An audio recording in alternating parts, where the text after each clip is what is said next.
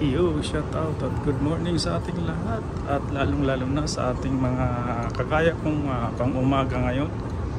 At andito tayo ngayon sa Dubai Mall ay papasok tayo ng trabaho. Dito tayo sumaan ngayon sa metro station kasi wala tayong nasakyang bus dahil ay mamaya pa siyang 6:30 darating.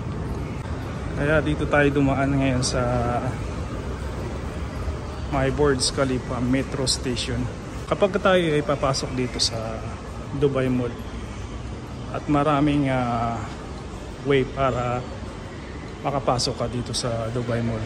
Dahil kung wala dun sa isang option natin na bus ang ating sasakyan, ay pangalawang option tong Dubai Metro na ating sinakyan ngayong umaga. At malayo nga lang siyang lalakarin dahil ay nasa mga 15 to 20 minutes din yung paglalakad natin. At madali lang naman din siyang lakarin dahil ganitong oras ay pinapagana na nila yung kanilang walkie-lator. So yung 15 minutes na makonsume natin sa paglalakad ay nasa mga mababa na lang. So sa 10 minutes na lang siya kapag medyo mabilis yung ating paglalakad. At andito na tayo sa bungad. Ayan, Dubai Mall. Pagka ganitong umaga, alas 6 pa lang kasi ng umaga. At ang pasok kasi natin ngayon ay alas 7 ng umaga. Dahil mayroon tayong update sa ating store. At kailangan natin magpalit ng mga bagong paninda. Kaya ganito tayo pumasok ng oras sa umaga. Dito na tayo sa loob.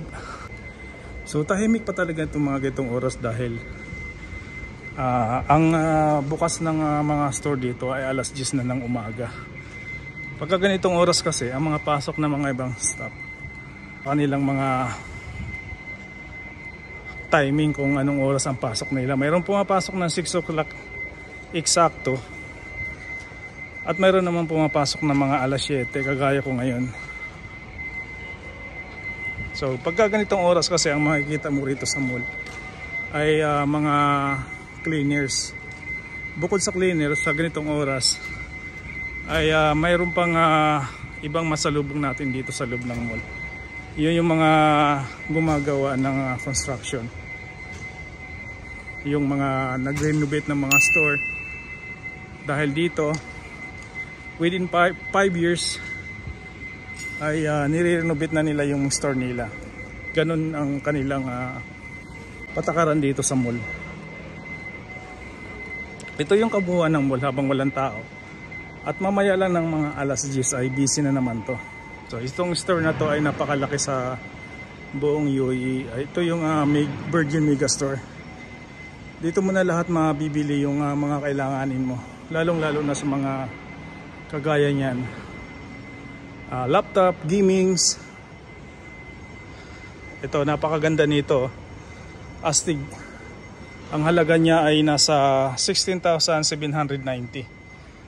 Ayan, kung mayroon kang isa niyan sa bahay, kung mahilig kayo maglaro. Yan, ano siya, para siyang PlayStation na kompleto na, may upuan na. At ang kinaganda pa niya ay mayroon siyang malaking screen.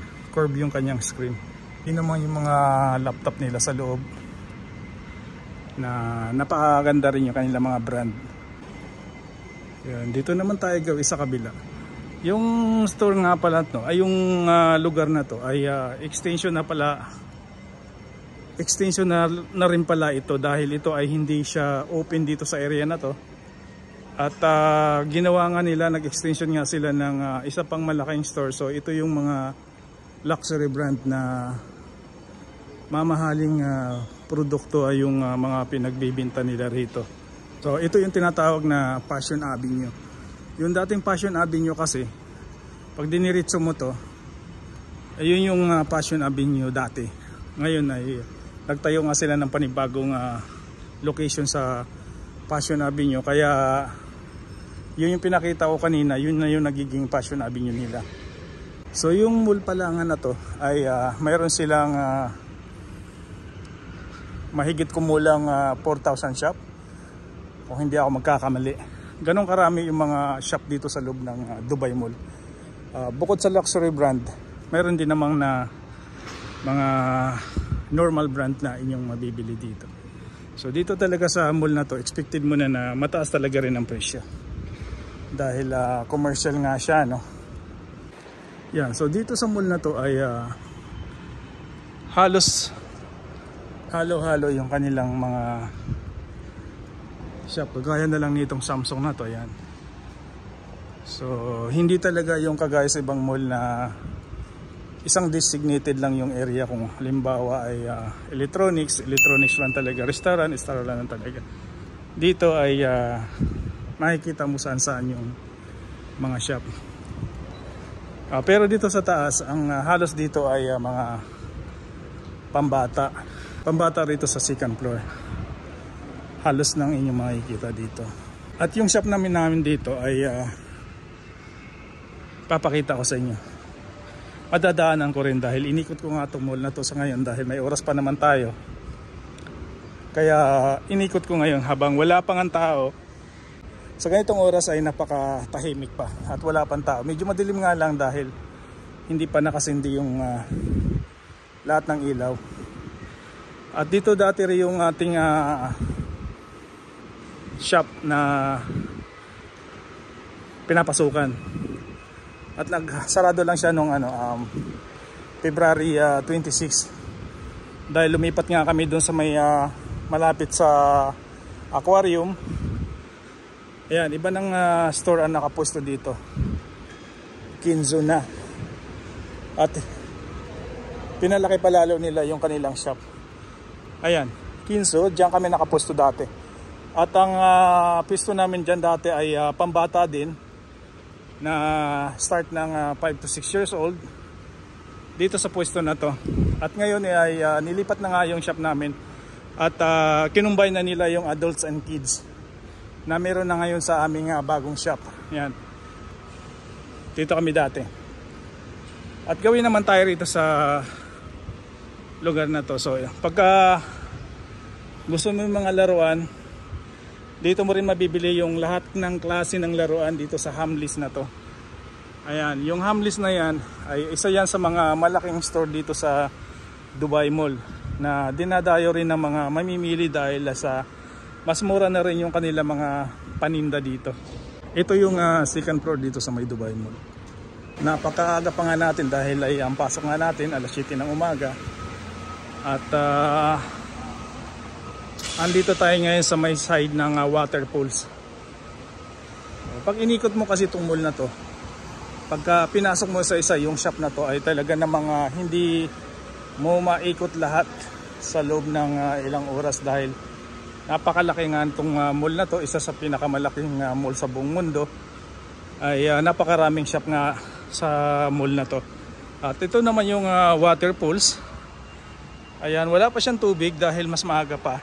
So mamayang mga 8 o'clock, may mga tubig na yan dumadaos dyan, na isa sa mga magandang attraction dito sa Dubai Mall. So marami kumukuha ng picture dyan na pang Instagram na pwede nilang pampost sa mga social media.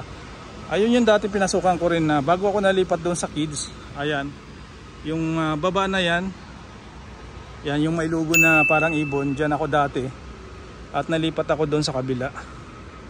Na isa lang na naman ang company na yon. So lumipat ako nung nakaraang buwan, mag-iisang taon na rin dahil November ngayon. Yan sa store na yan. At hindi ganyan dati yung kanyang forma. At nirenovate nga yan nung mga nakaraang buwan lang, mga 4 na buwan na yata ngayon. Sabay nung paglipat namin sa baba dahil ay medyo kalumaan na nga rin yung store na yun. Mahigit na yata mga 6 years. At nirenovate nga nila ng sabay yung store na yun at yung store namin.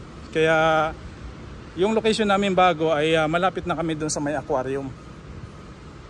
Sa may mga luxury brand ng mga watches. Yan. Nandito na tayo sa palagitnaan ng mall. At naikot na nga natin to ano.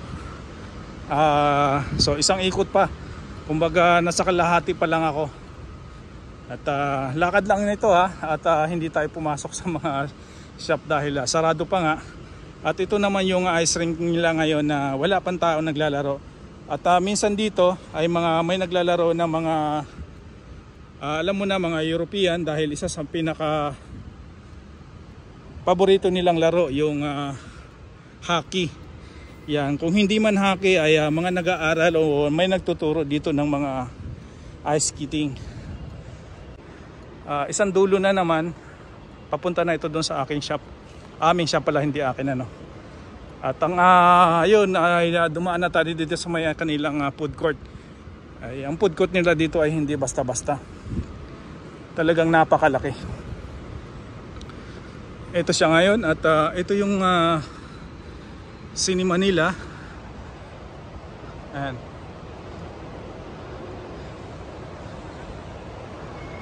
Real Cinema, isa sa pinakamalaking sinihan Dubai Mall.